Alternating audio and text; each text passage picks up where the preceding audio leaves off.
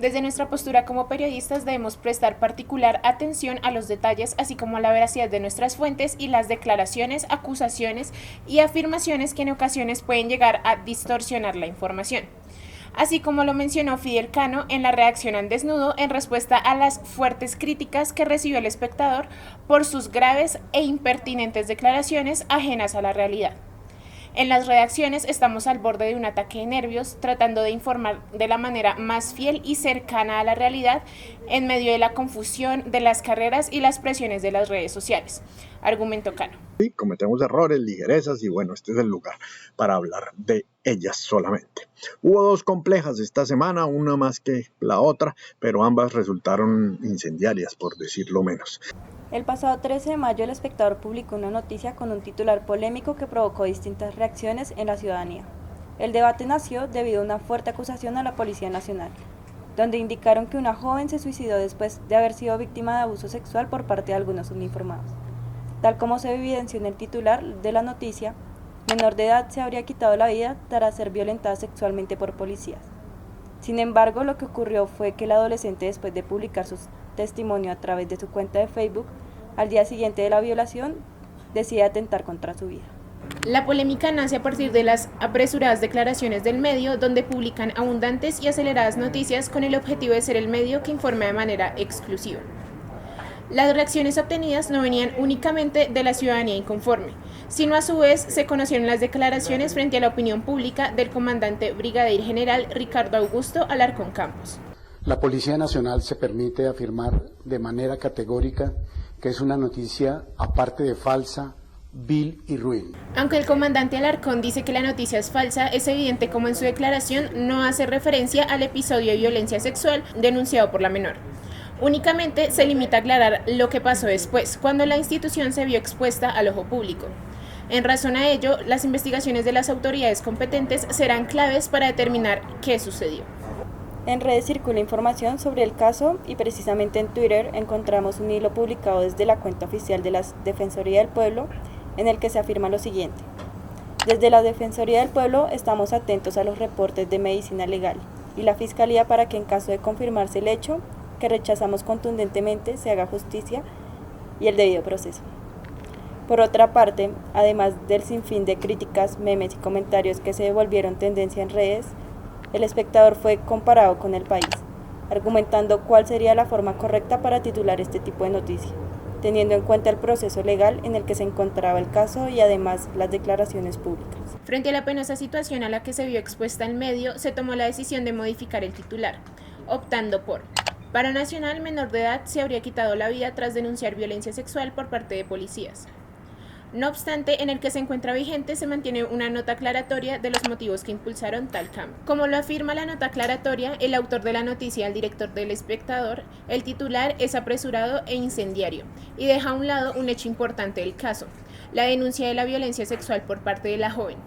Hecho relevante y que es necesario darle a conocer a la ciudadanía. El mundo mediático en el que vivimos obliga a los medios de comunicación a publicar contenidos de manera apresurada.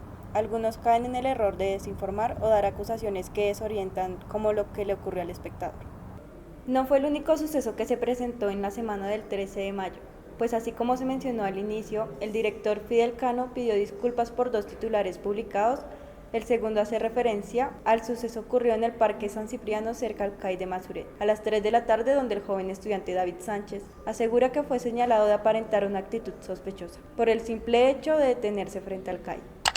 Comenta que se acercaron a él dos policías pidiendo sus datos personales, dirección de residencia y finalmente le solicitaron que abandonara el lugar, además de obtener respuestas hostiles y poco argumentadas por parte de los policías. Lo que desencadenó el desafortunado suceso fue la agresión y amenaza a la que se vio expuesto en presencia de los dos policías. El estudiante asegura que el mismo hombre de camiseta blanca que anteriormente se acercó a los dos policías lo estaba agrediendo verbalmente, además de emitir grandes acusaciones de que la gente de bien no hace lo que nosotros los jóvenes hacemos.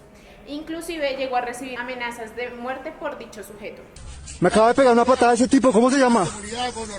Señor agente, ¿por qué me acaban de pegar? Ya lo controlamos, ya. ¿Qué le van a hacer si me acaba de pegar enfrente? Ustedes están viendo, me acaba de pegar y yo no estoy haciendo nada. Ahora bien, en En relación con el titular publicado por el medio, policías sacaron de un parque público a joven deportista por pedido de gente de bien en Bogotá.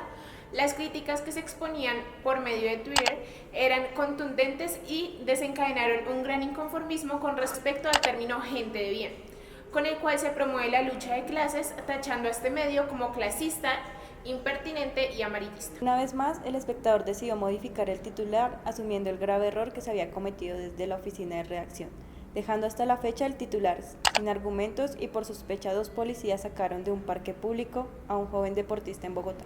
No solo los medios se ven afectados por la veracidad de sus fuentes, también algunos periodistas, como lo pudimos notar con Alex Macías, ya que después de recibir una foto de una fuente militar del supuesto cambuche en el que se escondía alias Otoniel, decidió publicar en su cuenta personal de Twitter lo indignado que se encontraba por dicha información. Algo parecido a lo que sucedió con el conocido caricaturista Matador, quien en tono de burla publicó la foto que estaba rondando por las redes sociales. La captura de Antonio Úsuga, alias Otoniel, máximo jefe del Clan del Golfo, dio mucho de qué hablar y se prestó para todo tipo de comentarios y conspiraciones en redes sociales. Inclusive Matador, el Movimiento Naranja y Feliciano Valencia fueron parte de estos trinos en los que se publicaba la foto de lo que supuestamente sería el cambuche de Otoniel. A su vez, las imágenes generaron suspicacia porque en ellas se veía unas botas nuevas y todo estaba en orden. No obstante, la silla vacía frenó la situación al desmentir la veracidad de dicha foto. Según la búsqueda que hizo Colombia Check, se determinó finalmente que la imagen no correspondía a la operación Osiris. Inclusive se conoce que el medio Noticias 1 se contactó con el autor de la fotografía, el soldado Sergio Chala, quien desmintió que esa foto fuera de Dairo Antonio Úsuga, alias Otoniel. Esta fotografía publicada en la prensa colombiana del campamento de alias Otoniel fue comparada en redes sociales con las selfies de un militar colombiano en Facebook. Las coincidencias son notables. La misma cobija de tigres, la misma carpa camuflada, la almohada con forro a cuadros. Noticias 1 encontró al autor de las selfies, el soldado profesional Sergio Chalá. Él asegura que la supuesta foto del campamento en el que se escondía Dario Antonio Úsuga alias Otoniel antes de su captura es suyo y no del narcoparamilitar. En medios se puso en tela de juicio la veracidad y el correcto seguimiento de la operación Agamenón, que nació en 2015 en cabeza de la policía, el ejército y la fiscalía, con el propósito de desarticular el Clan del Golfo. Si hacemos un breve repaso, en septiembre de 2017, Roberto Vargas Gutiérrez, alias Gavilán y segundo al mando de la organización criminal, fue encontrado muerto tras una operación militar en el Urabá antioqueño. Además, bajo el mandato de Juan Manuel Santos, se dio a conocer que habían sido capturados 1.500 miembros del grupo y se habían incautado más de 100 toneladas de cocaína. Teniendo en cuenta que el objetivo final era la captura del máximo líder del grupo armado, después de más de 5 años es entendible el afán que tenía la ciudadanía por corroborar la información compartida en los medios, y fue en ese momento cuando se confirmó la captura el pasado 23 de octubre en un rancho ubicado en la vereda La Pita, en Turbo, Antioquia. Los detalles que se dieron a conocer de la captura directamente por el investigador de la policía señalaban que en la ubicación y captura de Otoniel fueron claves las actividades de inteligencia que lograron establecer movimientos presentes 2 semanas antes de la captura de campesinos que llevaban comida y provisiones hacia un punto determinado. Finalmente, los uniformados se infiltraron en el lugar gracias a la hipótesis de que se trataría de alimentos para Otoniel, teniendo en cuenta que la dieta que requiere su enfermedad, ya que se había conocido que sufría de diabetes.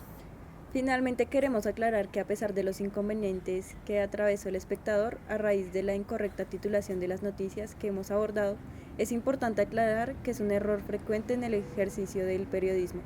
Debido al mundo mediático, sin embargo, es evidente que el espectador goza de prestigio y credibilidad.